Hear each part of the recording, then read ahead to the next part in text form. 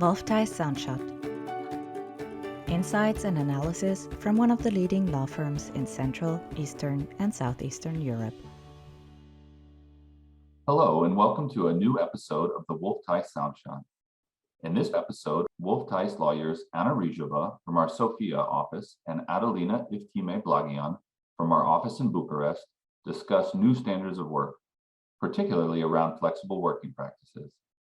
They explore current trends among employees and employers, how this is impacting organizations, and the challenges and opportunities these topics present.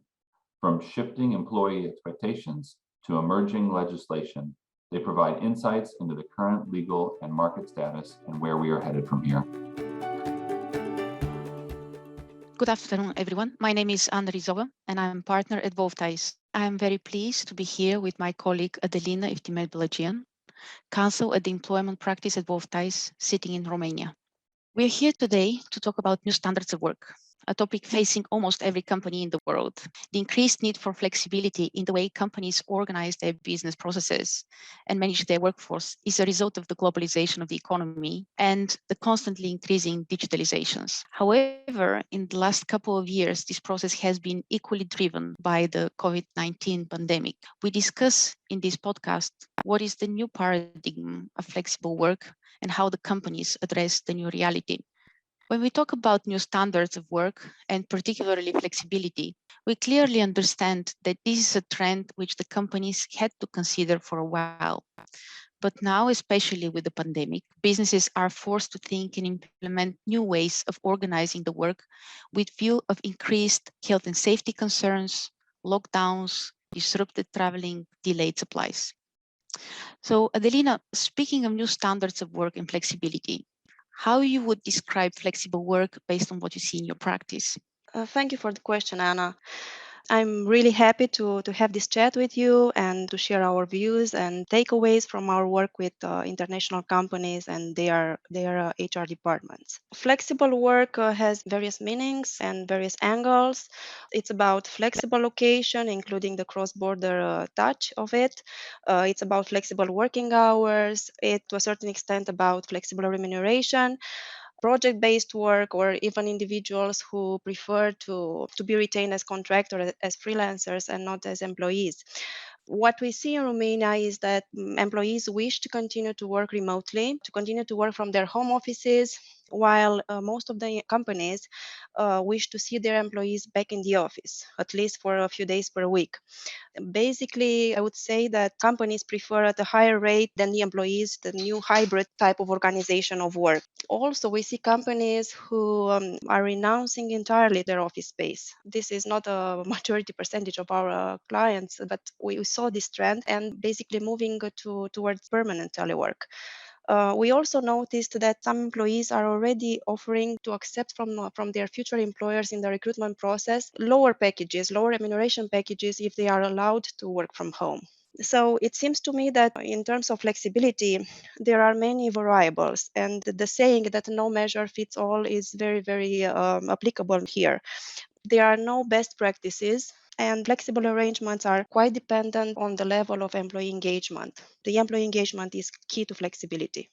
And Anna, how do you see the impact of the flexible work on the organizations that you work with? Well, I fully agree, and we see every day the requirements for flexibility in all aspects that you mentioned, being place of work, time of work, related remuneration, also project-based work. This has very profound effect on the companies and is changing the organizations and eventually their culture. And we can see two trends actually in that impact. On one side, short term, initially, the flexibility in terms of work time and location, distant work, work from home, appeared to be beneficial to companies and employees alike. Companies were able to decrease some of their operating costs, such as utilities costs, travel costs, daily allowances to employees, which otherwise would pay. And employees did not need to travel. No hassle of family organization, could manage personal tasks among the work hours without disruption to the work process. They had, in some occasions, no strict working hours And this provided initially for feeling of freedom and flexibility, which benefited the employees, but also led to increased contribution of work levels by employees to companies. And it was perceived to provide for better work-life balance.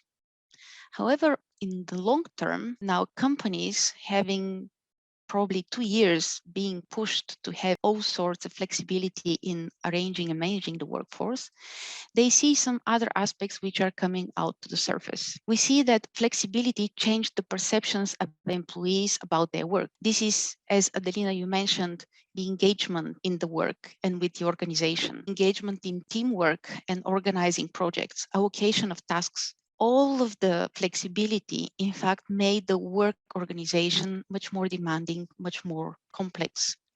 Giving and receiving instructions, it's not that easy. I mean, just opening the door, going to the person, speaking, chatting quickly, and actually giving the full perception. No, you have to write an email. You have to have more video calls, more chats, more interactions, whether digital or by phone. In many cases, we see that companies now have these chats which are ongoing and they track the correspondence, track the communication.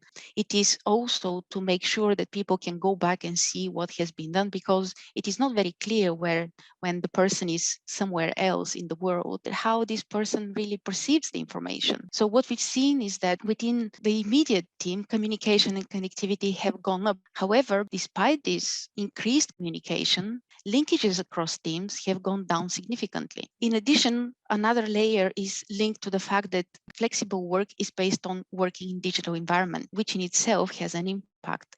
HR teams now alarm that employees are losing their skills and mindset to work in a team. With the time going, with the distance between people and only relying on digital connection, communication is worsening. Employees lose feeling of engagement and belonging to an organization and culture. In other words, employees are losing the feeling of inclusion. And there is even a new term, a digital extortion, related to expressing oneself mainly through a digital environment and not in real life person. And as a result of all this, we see that companies now reevaluate the flexibility they provide to the employees. They reevaluate, constantly reassess where should they allow the employees to work from, what times the employees should work from. And this is not only for based on immediate processes, but in long-term how they can balance the requirements of the business, but also the requirements of the employees, and also to create engagement and loyalty to the organization. This leads the companies to reassess their core processes and core values. And now we see that many of them make efforts to adjust how they function and started working in a shift of their corporate culture, policies, leadership, values. Of course, there is legal perspective on all this change and reassessment. And frankly, in the beginning, when we talk about flexible work, mainly pushed by COVID, the companies looked what is the best legal way to implement it. Now they look how to build it long-term, establish comprehensive framework to reflect the need for flexible work, not as an exception, but as the norm in the long run. And we see global organizations adapt companies' policies to capture specifics of flexible work, access to corporate IT systems, and related increased security protocols, requirements for particular type of equipment to be provided to employees, working time organization and reporting, performance tracking. We also see from legal perspective, interestingly, that only now the companies started looking in the region into transitioning employees' files to mostly digital format. For example, in Bulgaria, an ordinance setting out the rules and requirements for digitalization of employees' files was adopted back in 2018. But none of the companies at that time found relevant to spend so much extra effort to make the transition. Now with COVID, this is on top of the agenda of the HR teams. And in addition to companies, we see that there is also a discussion on state level, and regulators are looking into whether intervention is needed to address new ways of working. And for example, we saw the proposal of EU directive for the right to disconnect. And when we speak about new standards of work and flexibility and these enormous ways of flexibility, there is also so-called extreme flexibility. Adelina, would this be something that you see often discussed by companies? Before responding to this question, I would like to add something to your previous comments in relation to the employee engagement. I truly believe that these efforts of the companies must be constant, since the negative impact of the employees that are not engaged or are actively disengaged are really severe on organizations. For instance, what we saw in our client organizations is that now they are focusing a lot on training their managers and their team leaders in how to manage their employees in these new hybrid circumstances of work. The focus being, of course, on empathy and on building trust within the teams. And what I would also add is that considering the deficit of labor force that we see in our markets, I also believe that this extra appetite of companies for flexi work arrangements should really help for the inclusion in the labor market of individuals who are not willing or able before to take on full-time engagements or engagements on a constant basis. And to revert to your question regarding extreme flexibility, yes, I fully agree. The extreme flexibility that we see in our daily business is in relation to cross-border work. The situations that we see in our practice are quite diverse, and the legal implications and the risks, including the tax risks, are dependent on various factual circumstances. They may depend on the nationality and residency of the employee. They may depend on what the employee is actually doing, if they are doing something in the core business of the company or not, or if they are allowed to sign contracts on behalf of their employer or not in the local market. It really depends also on who had the initiative of the cross-border relation work, and whether there is an agreement of the parties to this end, or it's simply the employee leaving the country to live in another country and without informing their employer about this situation. It's also about the parties' history, what type of retention agreements they had in the past. Maybe a former employee wants to become contractor, and this may also impact legal assessment. In the end, it's about whether the relation is actually being structured as an employment relation or is in fact an independent relationship. So based on this assessment and this analysis from a legal and tax perspective, companies usually decide whether to take on board an individual as an employee or as an independent contractor. But we also see that other companies are not even open to take on board permanent cross-border employment relations, but they request us to validate policies that they put in place, allowing their workforce, their employees to work remotely on an exceptional situations and on a short-time basis only. For instance, for 2 weeks per year maximum. So this is a different trend that we see. Most often, we indeed encounter the situation of the classical cross-border work when the employee is residing in one country and working for an employer located in another country. But we also expect that a migration of digital nomads will take place. We have in Romania draft legislation to this end, following the trend set by other countries, including countries in our region, in Croatia, for instance, where basically an employee who is retained by an employer in his home country wants to change the scenery and to travel for a few months in another country and to work remotely from that country for his original employer in his home country. I truly believe that this is an unavoidable trend and that this trend should be embraced and supported by legislation and by legislators with a view to validate the legal status of these individuals and to facilitate the tax burden of all parties involved. You mentioned, Adelina, these digital nomads, but not in the conventional sense, but actually employees working for their companies and then started traveling the world and continue working for the same company, but actually moving out of their country of residence for a little bit. And we've seen this very, very strongly in 2020 when COVID came. After the lockdowns, people got fed up staying at home and not having anyway the obligation to go to the office or stay particular hours in front of the computer. And it was quite often and very popular to have people at the seacoast or skiing and doing the work in the night, which the companies also were quite flexible to accept as long as the work is done.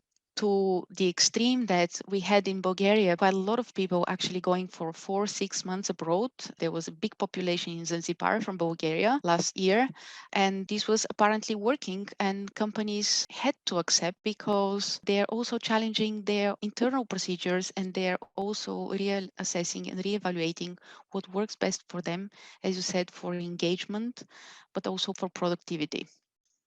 Yes, you are totally right. We encounter various situations in our practice also, including employees, as you said, living in other countries without informing their employer. In our situation, our employer had a policy from before the pandemic preventing working from other countries than the country of where the income is being obtained. And for instance, in this situation, the employee was having also a travel blog where she was presenting her very nice life while traveling and working for our client with the name of our client indicated in the blog. This, in our case, led to a disciplinary action. So it really, really depends on how the companies see this, how open they are to address and to consider the flexibility need of employees and to what extent.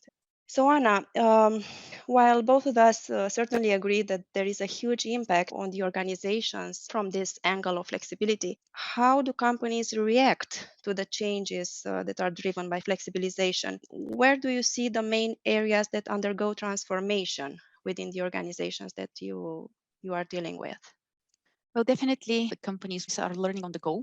As you rightly mentioned, there is testing on both sides by the employees and by the companies what would work best. But what we see mainly is that there are several immediate areas that companies understand they have to focus to adapt to the new requirements. One main group is related to how the companies organize and manage the workforce. Companies now look not at work time, but as results. And we have mentioned this and we see it across sectors. And this leads to the fact that actually the workforce has to be trained, not only the managers, as you mentioned, but actually the entire workforce has to be trained to obtain new skills to how to manage their work time, how to manage their work process, how to manage to have flexibility, but still coordinate with their teammates on a project, how to have the discipline in a digitally run environment, provide the results that usually when you go to an office, this is something which the entire environment sets your mindset to be focused on, and how to operate in digital teams, how to operate in digital rooms. This is something which is valid within the organization and also communication outside of the organization. And on one side, it is training and education. On the other side, the companies also understand that our performance assessment has to be also reevaluated.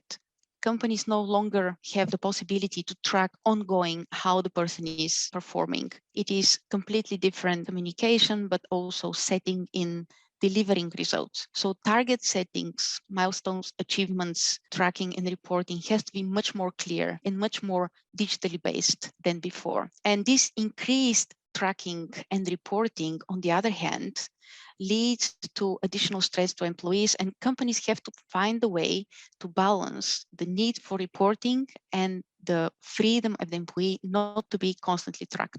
Creating motivation and engagement in setting targets and milestones, leading employees in their professional development is part of the priority in the assessment process.